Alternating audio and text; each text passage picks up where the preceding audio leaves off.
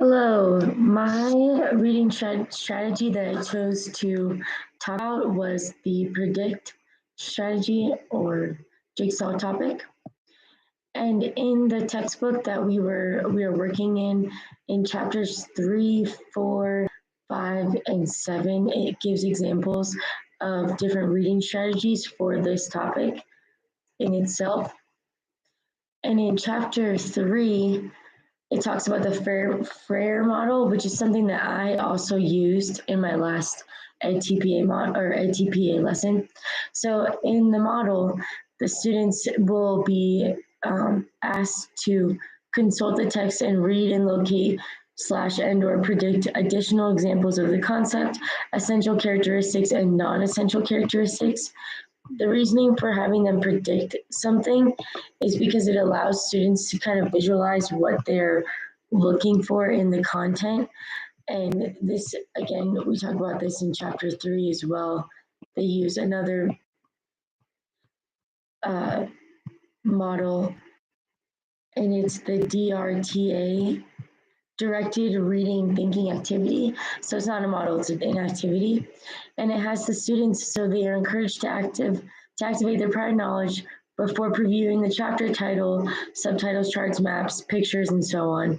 And then they are asked to predict what information they think the author will cover in the chapter. And then, the predictions will be used as an analysis. But students are moved through a selection by making predictions, reading to validate or reject the predictions they make, and then make new predictions and repeating the process. By doing so, this helps students set a purpose for their reading while validating or rejecting the process that fosters purposeful reading. So they can make a prediction and then they can go in, read the context, and see if their prediction is correct or incorrect. And then they're able to reevaluate what they made a prediction about, which is really important. We don't really ask students to do that very often anymore. Excuse me, that was the dog. So I think it's important to have them predict, especially when they're getting ready to study. So the last strategy in chapter 7 was to have them predict and answer exam questions as a way to study by looking. And I thought that this was interesting just because I had never really thought about predicting potential essay questions, but that's actually a really great activity that we could have students be doing, especially for science, because then, like for topics such as genetics, they can kind of come up with their own types of questions and how they might answer them. And then that's just good study material. The teacher can gather those predictions, and then they can go from there to create their own exam. So predicting is incredibly important. It's not something that you see very often in classrooms now, but I personally want to work on adding it into more of my lessons. And then there's also the Ray-Gore readability formula, but this is more for teachers trying to predict their students' readability level. So this is kind of, instead of students predicting, it's the teacher predicting.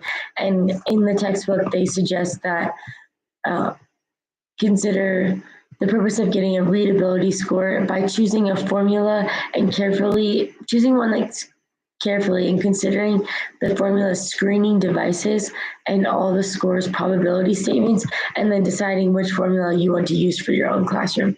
And having a prediction tool or formula for readability scores is very important to kind of gain or assess where your students are in the content and also in general in their ability to read. So yes, that is my topic, and I hope you guys have all had a great week. Thank you.